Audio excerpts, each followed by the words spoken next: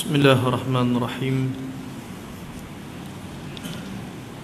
Assalamualaikum warahmatullahi ta'ala wabarakatuh. Al-Fatihah. A'udzubillahi minasyaitonir rajim. Bismillahirrahmanirrahim. Alhamdulillah rabbil alamin. Ar-Rahmanir Rahim. Maliki yaumiddin. إياك نعبد وإياك نستعين اهدنا الصراط المستقيم صراط الذين أنعمت عليهم غير المغضوب عليهم ولا الضالين آمين. الحمد لله رب العالمين. الحمد لله الذي أرسل رسوله بالهدى ودين الحق ليظهره على الدين كله ولو كره المشركون. أشهد أن لا إله إلا الله وحده لا شريك له وأشهد أن محمدا عبده ورسوله. اللهم صل وسلم وبارك على سيدنا محمد وعلى آله وأصحابه ومن تبعهم بإحسان إلى يوم الدين. ربنا افتح بيننا وبين قومنا بالحق وأنت خير الفاتحين. رب اشرح لنا صدورنا ويسر لنا أمورنا واحلل عقدة من ألسنتنا يفقه أقوالنا. اللهم أرنا حق حقا وارزقنا اتباعه وأرنا باطلا باطلا وارزقنا اجتنابه. اللهم ألهمني رشدي وعذني من شر نفسي. اللهم زدنا علما نافعا وارزقنا فهما واسعا والحمد لله رب العالمين. وقال الله تعالى في كتابه العزيز بعد أعوذ بالله من الشيطان الرجيم: يا أيها الذين آمنوا اتقوا الله ولتنظر نفس ما قدمت لغد واتقوا الله إن الله خبير بما تعملون. صدق الله العظيم. أما بعد. Orang beriman, bertakwalah kepada Allah dan persiapkanlah diri kamu untuk hari esok dan bertakwalah kepada Allah. Dan itulah sebaik-baiknya jika kamu mengetahuinya. Sadaqallahul azim. Amma ba'du. Yang dihormati lagi dikasihi pengurusi dan jawatan kuasa Surau Ar-Rahmah, Ashabul Fadilah, Tuan Imam Bilal, hadirin muslimin muslimat yang dikasihi oleh Allah Ta'ala sekalian. Alhamdulillah, kita memandang nikmat iman dan Islam. Salawat dan salam ke atas junjungan besar baginda Nabi sallallahu alaihi wasallam, sebagaimana yang Allah Ta'ala perintahkan di dalam Al-Quran: Innallaha wa malaikatahu yusalluna ala nabi ya ayyuhalladzina amanu sallu alaihi wa sallimu taslima. So ya Allah Subhanahu wa Ta'ala dan para malaikat berselawat ke atas Nabi, maka orang yang beriman ucapkanlah selawat dan salam ke atasnya. Amma ba'du. Hadirin muslimin muslimat, kita menyambung perbahasan hadis yang ke-18. Pada bulan-bulan sebelum ini kita masih membahaskan hadis yang ke-18, yaitu al-hadithu tsamin ashar wa bi sanadil muttasil ila Imam Nawawi rahimahullahu ta'ala, dengan sanad yang bersambung kepada al-Imam Nawawi rahimahullahu ta'ala. Wa bi qala an Abi Dzar Jundub bin Junadah wa Abi Abdurrahman Mu'adz bin Jabal radhiyallahu anhuma anna Rasulullah sallallahu alaihi wa alihi wasallam qala ittaqillaha haitsuma kunta wa atbi'is sayyi'ata al-hasanah tamhuha wa khaliqin nas bi khuluqin hasan. Rawahu Tirmidzi wa qala hadithun hasan wa fi ba'd an-nusakh hasanun sahih. Maksudnya hadis yang kita bahaskan ini masih lagi pada perbahasan hadis yang diriwayatkan oleh Abi Dzar dan Muadz bin Jabal bahawa mereka mendengar Rasulullah sallallahu alaihi wasallam bersabda, kejahatan itu dengan mengerjakan kebaikan, tamhuha, maka ia akan menghapuskannya, wa khaliqin nas, dan berakhlaklah, berperangailah kepada manusia ini, bi khuluqin hasan, dengan akhlak perangai yang bagus. Rawahu Tirmidzi. Hadis yang diriwayatkan oleh Imam Tirmidzi. Pada bulan lepas kita dah bahas tentang perkara takwa pada bulan-bulan, pada bulan 10, dan pada bulan 11 kita telah menjelaskan maksud wa atbi'is sayyi'atal hasanah tamhuha. Kita telah menjelaskan apa maksud ikutilah kejahatan itu dengan kebaikan kerana ia akan memadamkannya. Kita dah jelaskan bagaimana kebaikan yang memadamkan dosa.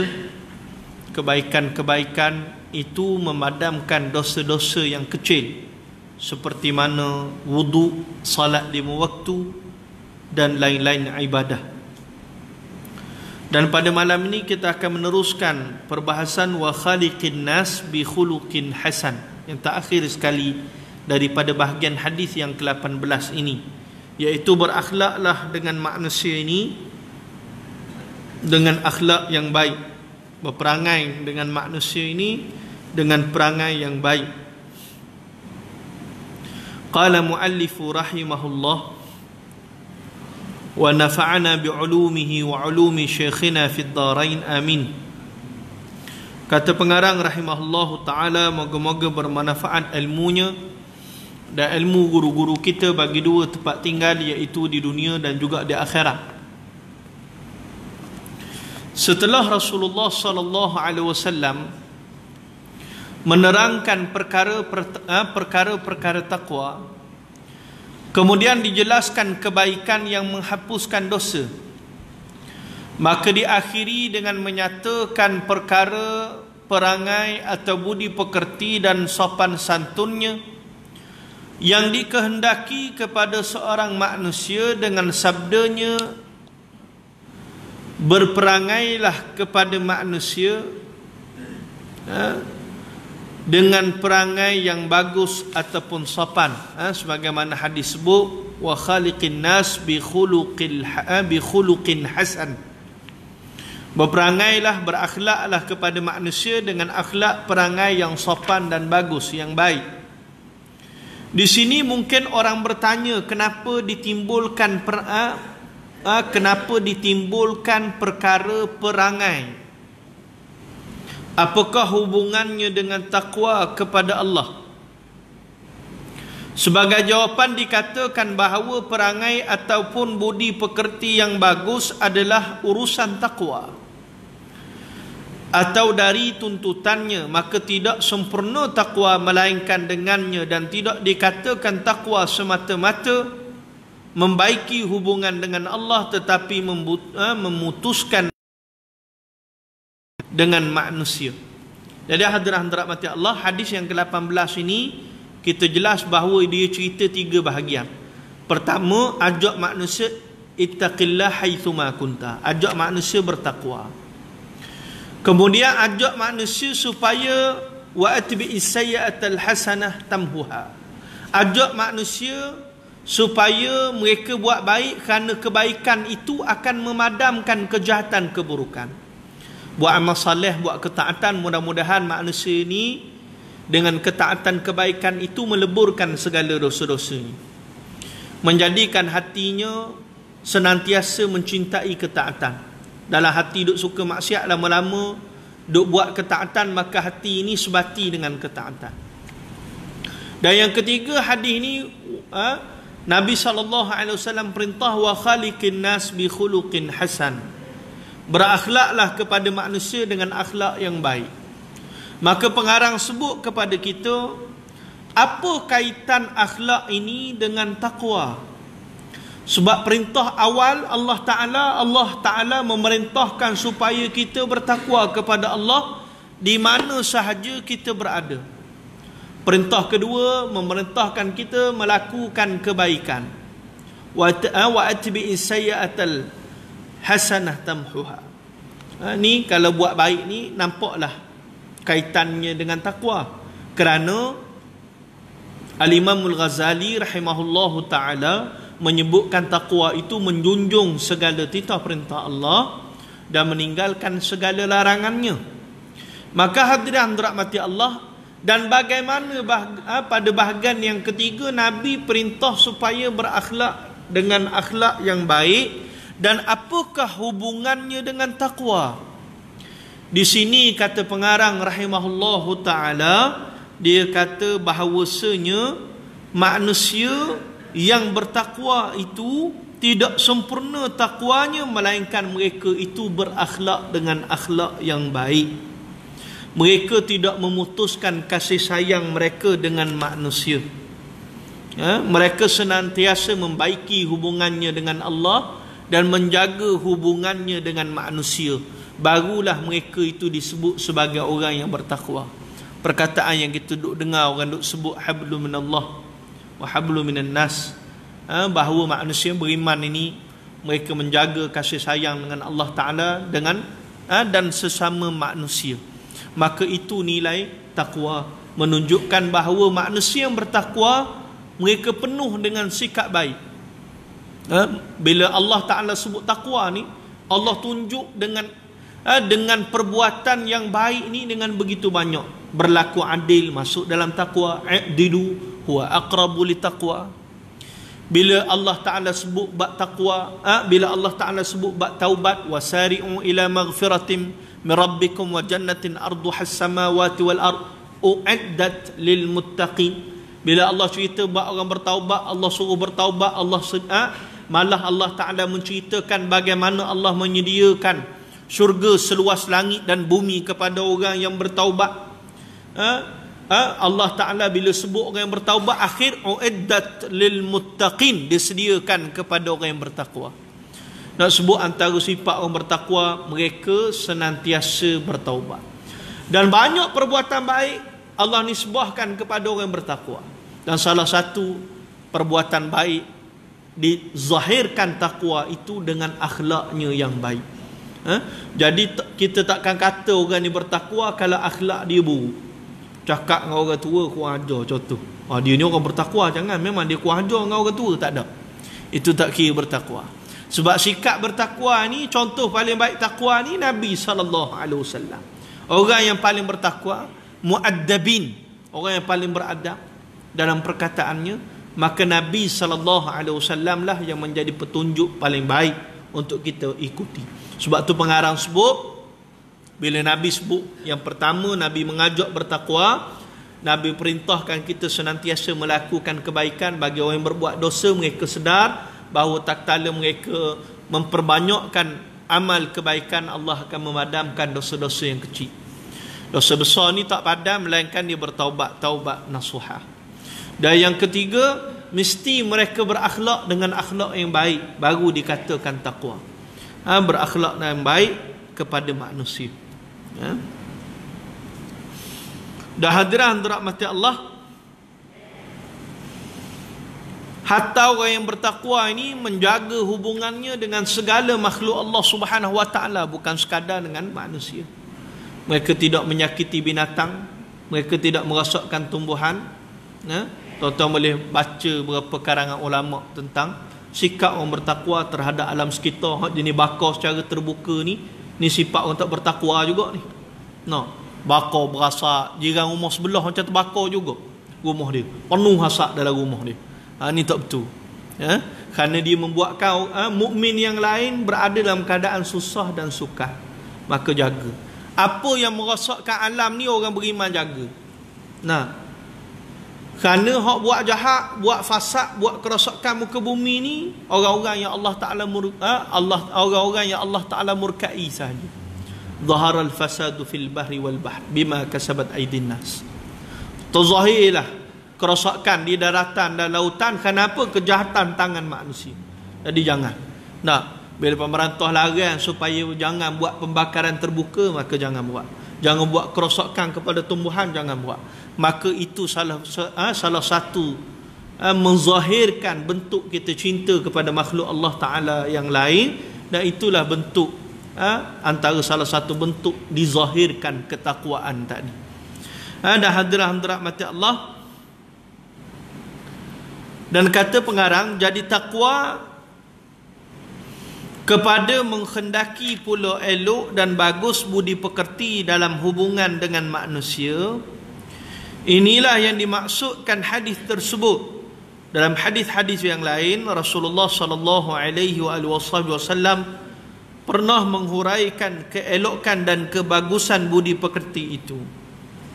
Di antaranya ialah sesungguhnya kamu tidak dapat melapangkan manusia dengan harta kamu.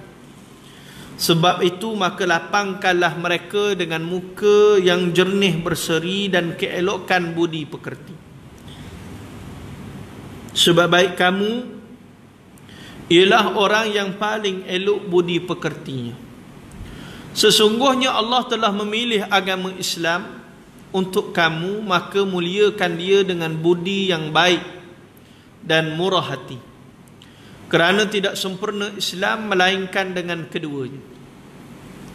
Sesungguhnya keelokan budi adalah seberat-berat barang yang diletakkan dalam timbangan amal, dan orang yang berbudi sekasih-kasih manusia kepada Allah dan sehampir-hampir orang kepada kedudukan anbiya.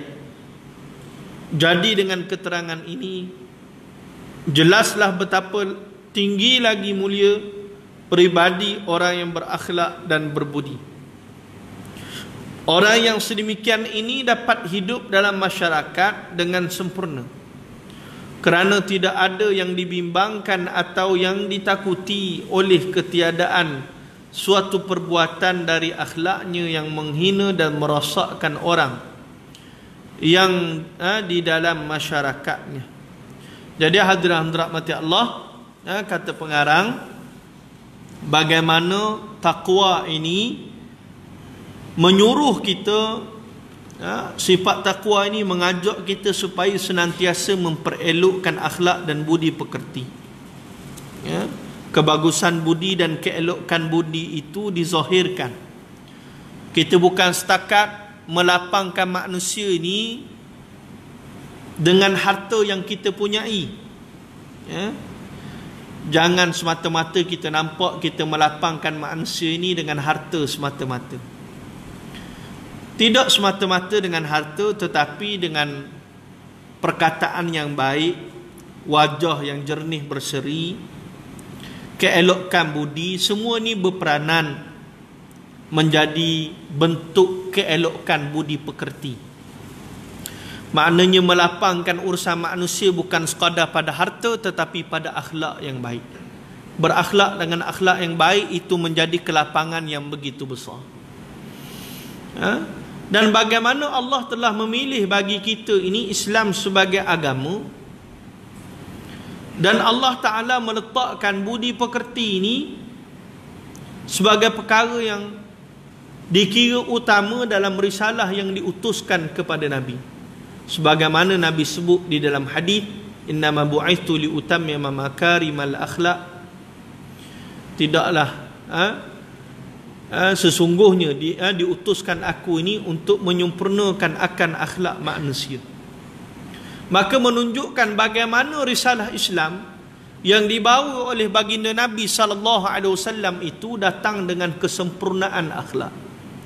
Risalah Islam yang sempurna ini datang dengan perintah Allah Ta'ala kepada Nabi supaya disempurnakan akhlak manusia. Akhlak manusia dengan Allah, akhlak manusia dengan sesama manusia, dan akhlak manusia dengan makhluk hak lain.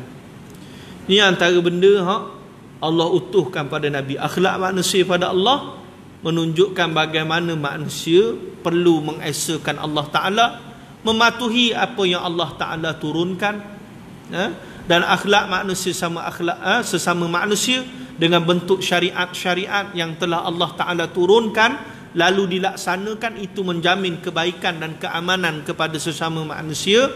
Dan begitu juga akhlak manusia kepada makhluk yang lain, itu sudah cukup dizahirkan dengan ayat Quran, bahawa baginda Nabi ini menjadi rahmat kepada seluruh alam, bukan sekadar kepada manusia, tetapi kepada seluruh alam, kepada seluruh makhluk yang ada di dalam alam ini. Jadi hadirin mati Allah, maka kita sebut akhlak. Bila sebut Nabi diutuskan bagi menyempurnakan akhlak, keluasan akhlak itu sangat besar.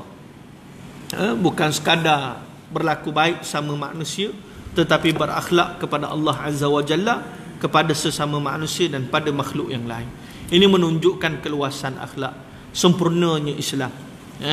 Dan bagaimana kebaikan budi, keelokan akhlak ini menjadi timbangan amal yang sangat berat di hari akhirat nanti. Suatu manusia yang paling kasih kepada Allah, yang berada pada kedudukan yang paling hampir dengan Allah Ta'ala, yang duduk pada kedudukan anbiya, mereka menjadi orang yang paling berakhlak dan elok budi pekertinya. Sehingga bila dizahirkan tentang akhlak Nabi, apa yang disebut oleh para sahabat, bahawasanya ini Nabi makarimul akhlak, penuh dengan kemuliaan akhlak. Bila ditanya kepada Aisyah bagaimana akhlak Nabi, kana khuluquhul Quran, dan sesungguhnya akhlak Nabi ini berakhlak dengan akhlak Quran. Di sini cukup menunjukkan bagaimana tinggi dan mulianya peribadi Nabi, tinggi dan mulianya orang yang berakhlak dan berbudi. Terkadang kala orang ni dia dekat dengan Islam, menerima Islam, sekadar melihat akhlak orang-orang yang tertentu menyebabkan dia tertarik untuk beriman kepada agama Allah Azza wa Jalla. Kalau kita baca dalam sirah Ibnu Hisham, bagaimana Nabi saat berdakwah di Taif, orang-orang Taif, Nabi pergi ke Taif bersama Zaid bin Harithah. Bila baginda Nabi SAW ke Taif bersama Zaid, orang-orang Taif menolak dakwah baginda Nabi SAW. Tolak dakwah Nabi. Sehingga Zaid kata Nabi dilempari dengan batu, dan Zaid menjadikan batang tubuhnya sebagai benteng mempertahankan Nabi. Dilempari dengan batu, kata Zaid, aku lihat Nabi, walaupun aku dah jadikan batang tubuh aku ni sebagai benteng, tapi aku lihat darah mengalir daripada kepala Nabi sehingga ke kaki Nabi SAW. Dan pada saat itu Nabi tak ada cerca maki hamu, tidak. Nah, kalau kita orang lepar batu, kita langgar kereta pun maki dah 2 lori. Nah, langgar kereta tak kemek lagi. Bukan langgar kita, baru langgar kereta. Nah, maki dah turun, buta.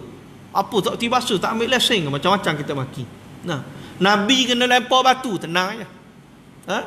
Yang keluar pada mulut Nabi doa yang masyhur dalam Bukhari, Allah ma'ashku dha'fan quwwati wa hilla qillati wa hawani 'ala an-nas ila man takiluni ila ba'idin yatahajjamuni aw ila qaribin malaktahu amri. Ni doa Nabi, minta pada Allah redha dia, walau berat mana ujian, walau hina mana dia pada pandangan manusia, yang Nabi minta satu, agar Allah Ta'ala redha pada diri dia. Nah, kemudian bila Nabi pergi, Nabi duduk berehat di sebuah kebun, datang seorang lelaki yang bernama Addas, hamba Habsyah yang berkulit hitam, bekerja di kebun di Taif. Dia tengok Nabi, dihidangkan kepada Nabi inab, anggur, bawa mari Nabi anggur.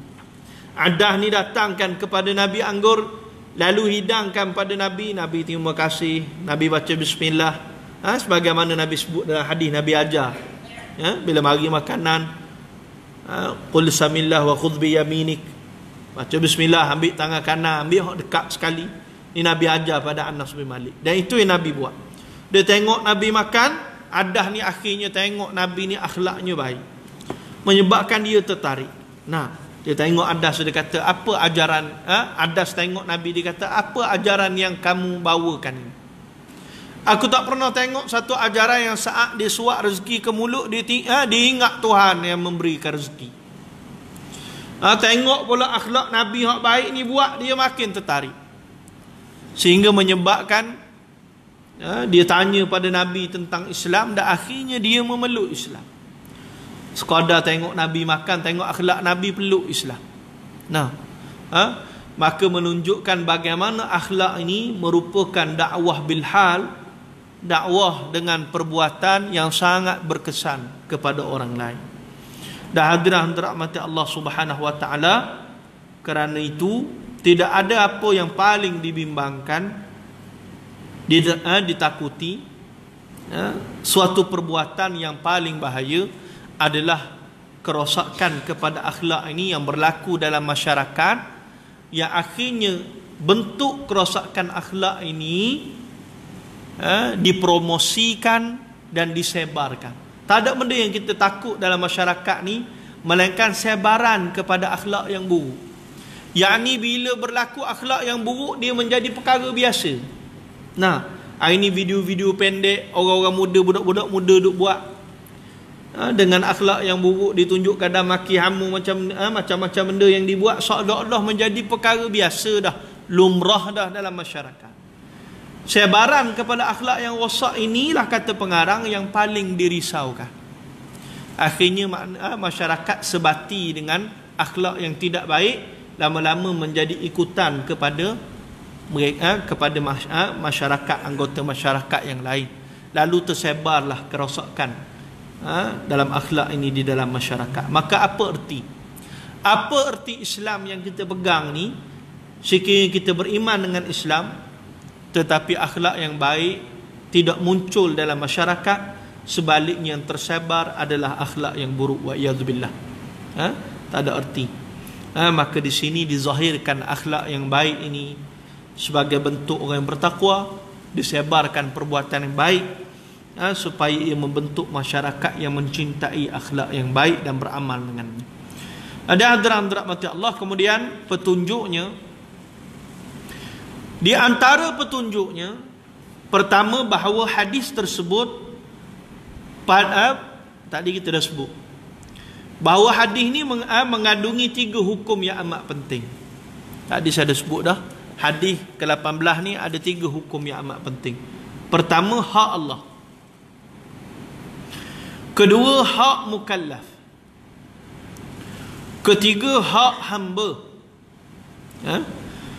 Pertama, hak Allah adalah takwa kepadanya. Tadi kita dah sebut hak pada Allah, ittaqullah haitsuma kunta. Hak manusia kepada Allah ni kena bertakwa kepada Allah, yakni melaksanakan segala titah perintahnya dan meninggalkan segala larangannya. Yang kedua, hak mukallaf, mereka yang diberati hukum padanya. Kita ni mukallaf, iaitu menghapuskan kejahatan yang dikerjakan.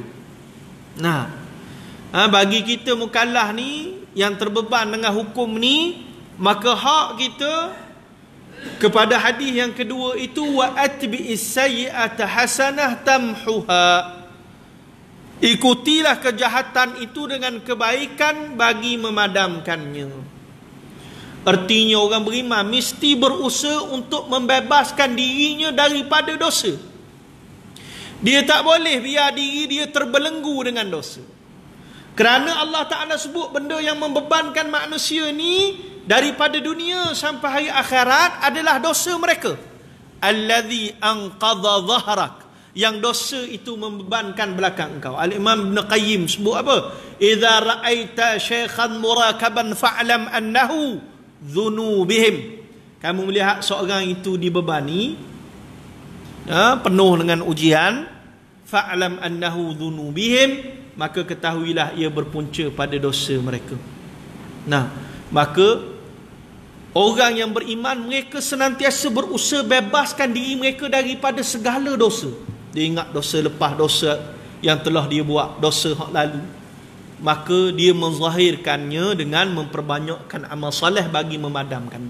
Ni hak bagi seorang mukallaf, supaya dosa tadi dia tak bawa sampai ke hari akhirat. Ni hak takut ni. Dosa hak ada atas muka dunia ni bawa sampai hari akhirat. Waktu tu tak ada dah taubat, tak ada dah istighfar, semua tak jalan dah. Nah, maka mereka berusaha daripada atas muka dunia lagi. Kalau dosa kecil, amalan soleh, salat, puasa, tadi puasa hari Ashura, Tasu'a, hari Arafah, hari-hari yang dianjurkan. ya, ataupun memperbanyakkan doa memohon ampun dan istighfar. Nabi ajar dalam hadis, ya ayuhan nas tubu ila Allah wastaghfiru fa ana atubu ilai fi yaumin mi'atu marrah. Wahai manusia, bertaubatlah pada Allah dan beristighfar kepadanya, kerana aku sendiri bertaubat pada Allah dan beristighfar kepadanya setiap hari 100 kali. Hadis Bukhari sebut akthar min 70 marrah, lebih 70 kali Nabi beristighfar dan bertaubat. Istighfar satu bahagian, taubat satu bahagian. Artinya lidah dilazimi dengan istighfar, astagfirullah, memohon, sungguh-sungguh beristighfar. Dan yang kedua, dia sungguh-sungguh mohon ampun, nak minta ampun dengan Allah. Minta ampun bagaimana? Dengan doa. Doa mana? Doa yang Allah Ta'ala ajar paling molek. Nah, ataupun doa yang diamal oleh Nabi itu paling baik. Nah, doa yang Allah Ta'ala ajar, antaranya doa yang Allah Ta'ala ajar kepada Nabi Adam alaihissalam. Nah, kalimatin fataba alaih. Allah ajar kepada Nabi Adam kalimah untuk dia bertaubat kepada Allah. Kata Al-Imam Ibn Kathir rahimahullahu ta'ala, apakah kalimah itu? Dia ambil ayat Quran. Rabbana zalamna anfusana wa illam taghfir lana wa tarhamna lalakunanna minal khasirin. Ini doa. Doa kita minta ampun pada Allah. Wahai Tuhan kami ni buat zalim pada diri kami sendiri, ya Allah. Kalau kamu tak ampunkan kami, ya Allah, lagu manalah kami, tergolonglah kami ni dalam golongan hak rugi, ya Allah. Maka ampunkanlah kami, ya Allah. Ni doa. Maka amal doa ni. Yang kedua, doa Nabi Yunus dalam perut ikan nun, la ilaha illa anta subhanaka inni kuntu minadh dhalimin, kita makruf. Dan ketiga, doa Nabi ajar kepada Aisyah, doa dalam Ramadan, Allahumma innaka afuwun tuhibbul afwa fa'fu anni. Maka doa-doa ini sangat utama untuk diamalkan, dan beramallah juga dengan istighfar. Lazimi istighfar. Jangan kurang istighfar ni sehari, jangan kurang daripada 100. Pastikan nak lazimi istighfar. Ni hak mukallaf. Dia kena bebaskan diri, hapuskan dirinya daripada kejahatan yang dikerjakan, dosa hak dia buat. Dan yang ketiga, hadis ni cerita tentang hak hamba. Hak hamba iaitu wa khuluqin nas, wa khaliqin nas bi khuluqin hasan. Dan berakhlaklah kepada manusia dengan akhlak yang baik. Ni hak hamba. Hak hamba ialah elok pergaulan di antara sesama manusia dalam masyarakat. Ketiga-tiga hak ini masuk ke dalam tuntutan dan pengertian takwa.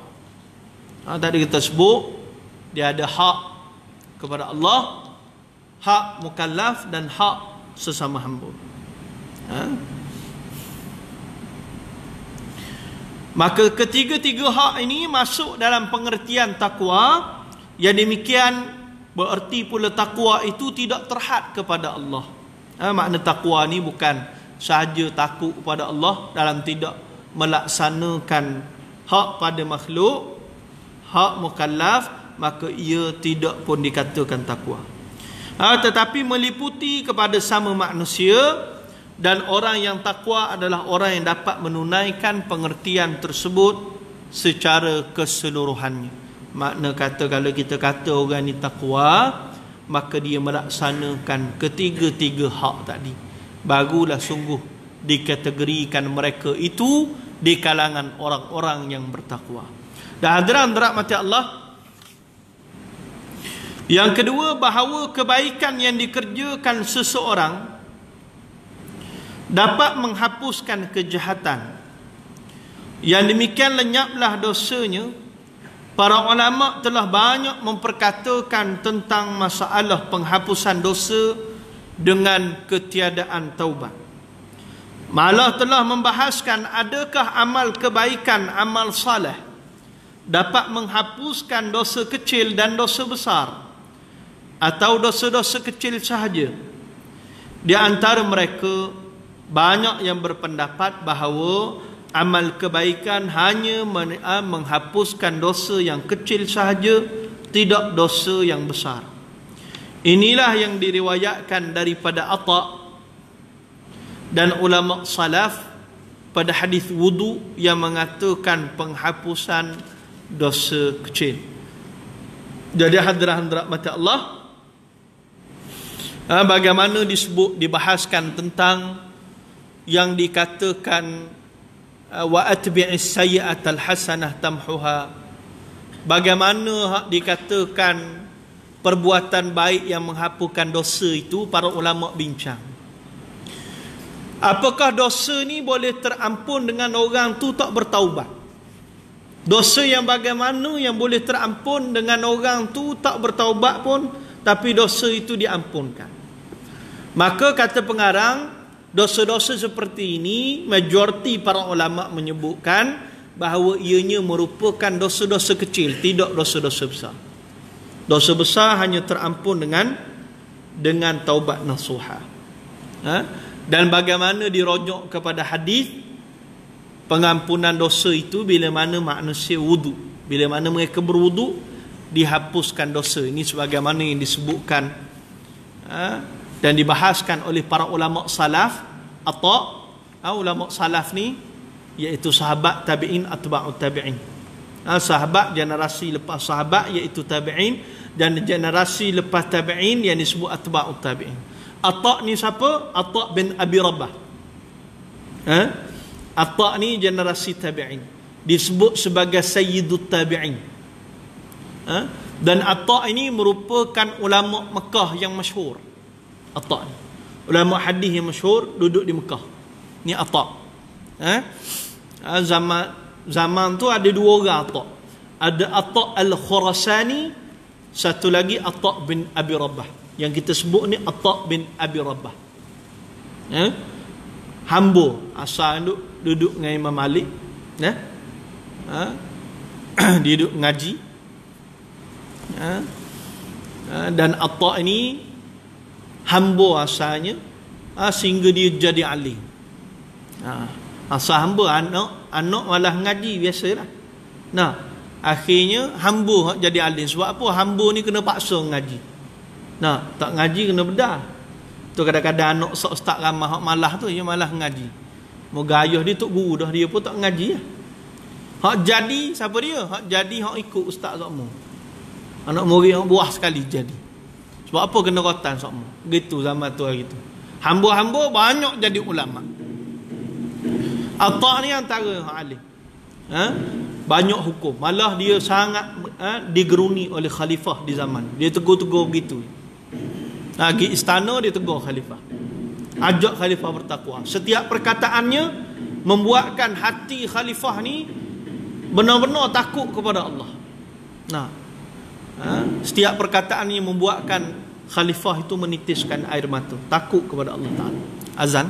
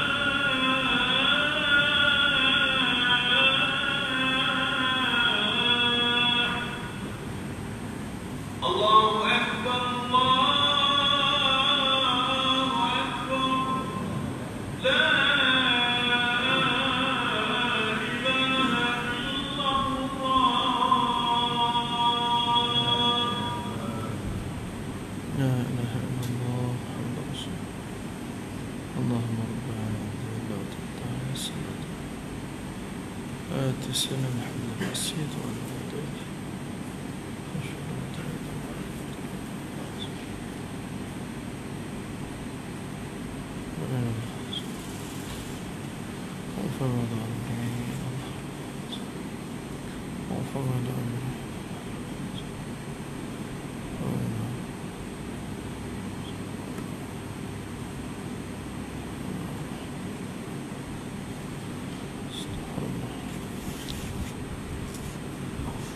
اللهم صل وسلم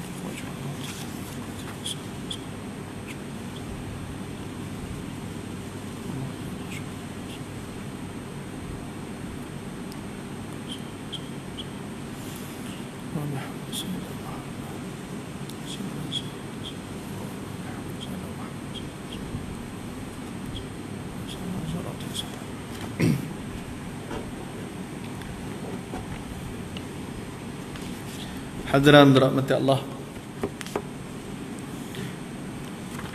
Bagaimana kita sebutkan tadi, Atta merupakan salah seorang ulama salaf yang masyhur. Atta juga menghuraikan bahawasanya hadis yang dikatakan pembebasan daripada dosa itu adalah dosa-dosa yang kecil, sebagaimana perbahasan kepada hadis berkaitan tentang wudu. Adapun dosa besar, maka penghapusannya mengkehendaki kepada taubat sesuai dengan perintah Allah kepada hamba-Nya untuk melakukannya jika telah berdosa. Dan orang yang tidak menurut perintah ini dipandang sebagai orang zalim. Sementara itu telah diijma'kan pula bahawa taubat adalah fardu. Menunaikan fardu mengkehendaki kepada niat dan qasad. Andai kata segala dosa besar dapat dihapuskan dengan wudu, sembahyang dan dengan rukun-rukun Islam yang lain, maka tidak diperlukan lagi kepada taubat. Ini terang-terang tidak dapat diterima. Sebagai alasannya untuk menetapkan dosa yang besar tidak dapat dihapuskan segala amalan yang fardu itu, di antaranya hadis daripada Abu Hurairah radhiyallahu anhu yang menyatakan bahawa Rasulullah sallallahu alaihi wasallam bersabda, as-salawatul khams wal jum'atu ila jum'ati wa ramadanu ila ramadan mukaffiratun lima bainahunna majtunibatil kaba'ir. Sembahyang yang 5 waktu dan sembahyang Jumaat kepada Jumaat, dari seminggu ke seminggu, dan puasa Ramadan kepada puasa Ramadan adalah menghapuskan dosa di antara sekaliannya selama mana dia menjauhi segala dosa yang besar. Ya. Jadi bagaimana perbahasan di sini disebutkan bahawa hanya taubat boleh membebaskan seseorang itu daripada dosa-dosa yang besar. Tidak sama sekali dosa-dosa yang kecil. Hanya taubat nasuha saja. Taubat ni boleh bebaskan manusia daripada dosa-dosa yang besar. Ada wudu sebagainya itu hanya hapuskan dosa-dosa yang kecil sahaja. Ya. Dan hadirin dirahmati Allah, kerana itu ijma'. Dikatakan ijma'. Dalam perkataan fiqh ni, dia ada perkataan kita sebut ijma', ada perkataan jumhur. Bila kita kata ijma' ni, keseluruhan ulama bersepakat. Nah, sahabat itu ni, tabi'in, atba'u tabi'in, sepakat belaka dah. Tak ada seorang pun hak ingkar. Semua setuju sebulat suara. Taubat ini fardu wajib dan ialah yang membebaskan manusia daripada dosa besar. Kalau kita kata jumhur, itu majoriti ulama. Ya? Ni kita kata ijma'. Dalam Islam dalil yang disepakati Quran, sunnah, ijma' dan qiyas. Ni dalil disepakati. Hak bawah tu masalah mursalah, hak lain-lain tu ia bukan dalil yang disepakati. Ya, ada pun Quran, sunnah, ijma', qiyas ni dalil yang disepakati. Dan bila diijma'kan maka itulah sebagai dalil yang disepakati bahawa taubat ni barang yang perlu, tak bebas manusia daripada dosa besar melainkan mereka bertaubat. Dan hadirin rahmat Allah Subhanahu wa taala, maka apabila ia merupakan perkara fardu wajib, maka taubat ni memerlukan kepada niat qasad, niat sungguh-sungguh,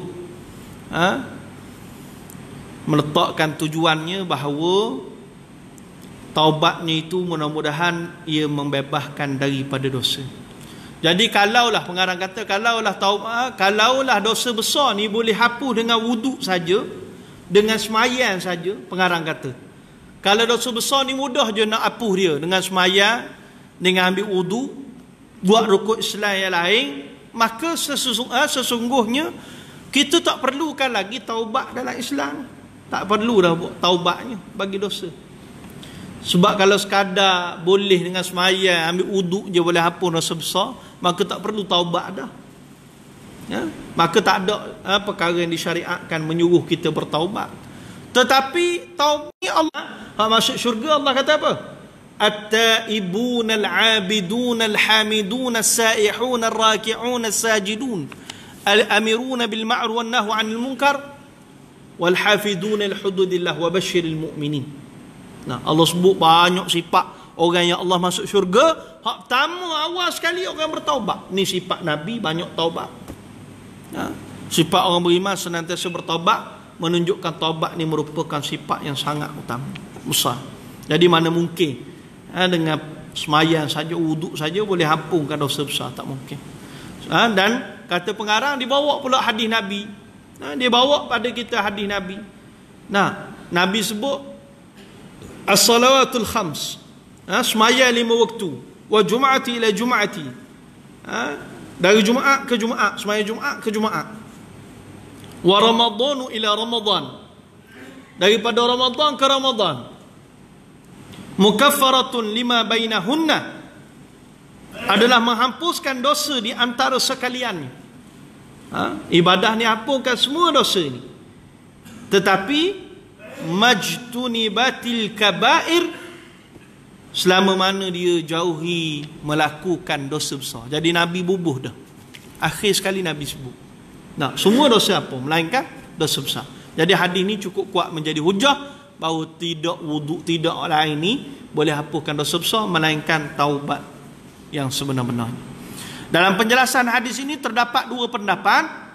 Pertama, pendapat jumhur ahlus sunnah mengatakan bahawa menjauhi segala dosa besar adalah syarat untuk menghapuskan segala dosa kecil. Sebaliknya, kalau masih juga melakukan dosa besar, maka tetaplah tidak berlaku penghapusan itu.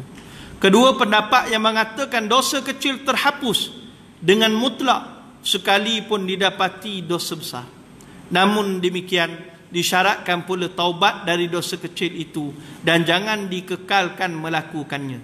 Ini disebutkan oleh pengarang, makna jumhur di sisi Ahlus Sunnah wal Jamaah disebut dosa besar ni menjadi syarat seseorang yang menjauhi dosa besar, maka dengan itu terampunlah dosa kecil. Bila dia cuba jauhi dosa yang besar, maka itu telah pun mengampunkan dosanya yang kecil. Tapi kalau dia masih duk buat dosa besar, masih lagi duk buat dosa besar, maka dosa kecil itu tidak terampun. Ini jumhur ulama sebut. Dan yang kedua, pandangannya dosa kecil ni terhapus secara mutlak. Walaupun orang duk buat dosa besar, tapi sebab amalan-amalan, ambil wuduk, apa yang dia buat tadi tu, dosa kecilnya terhapus. Yang tertinggal, yang masih tinggal lagi adalah dosa yang besar. Namun apapun diisyaratkan adalah taubat daripada segala dosa. Inilah 2 pandangan ulama yang disebutkan. Wallahu ta'ala alam. Mudah-mudahan memberi manfaat. InsyaAllah pada bulan depan kita akan sambung hadis yang ke-19. Al-hadithu tasi'a ashar, hadis yang ke-19. Wallahu ta'ala alam. Ada sebarang soalan? Kalau tak ada, saya kira cukup sekadar itu. Mudah-mudahan memberi manfaat kepada hadirin dan hadirat sekalian.